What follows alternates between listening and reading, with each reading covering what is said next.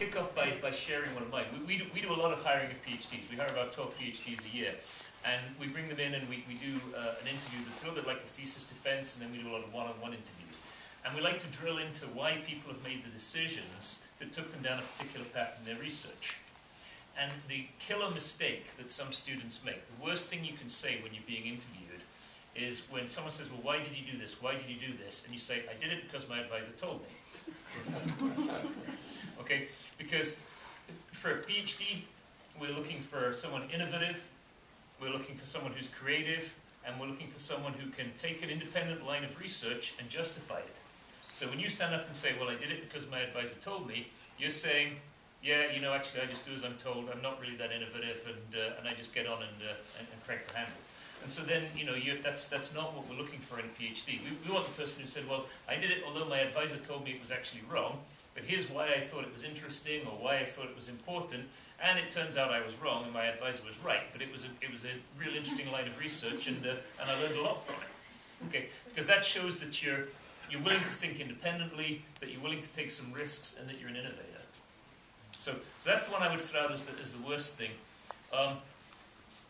As the best thing I've seen from candidates, and this is something that actually you see in a lot of candidates. Again, we're looking for someone who's learned about research.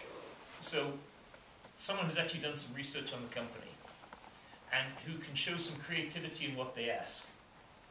So you're going to get the chance to go around during your interviews, you'll get to meet with a bunch of different people. You should come with a laundry list of questions. And even if you have to ask all the same questions to every interviewer, that's fine. But by the time you get to the end of the day, you shouldn't be saying, well, no, all my questions have been answered, thanks. I run the development group, so I'm generally the last person to meet the candidates. And by the time they get to my office, they're more or less dead on their feet. They've been talking to people non-stop all day. They've had an interview. They've had to give a presentation. They've been battered with technical questions. So sometimes they get to my office and they're like, "Oh no, please just let me go home." But have lots of questions. The candidates who impress me are the ones who, at the end of this ordeal, say, "Okay, well, how does UOP make money? Right? How much? Why do you still try to get technology in this old industry?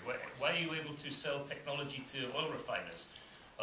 Where are you building oil refineries?" So people who've got great questions that show that they've read a bit about the company, they've tried to find out something about it, and that they've still got energy to be asking questions at the end of a long day. That's a great thing you can do.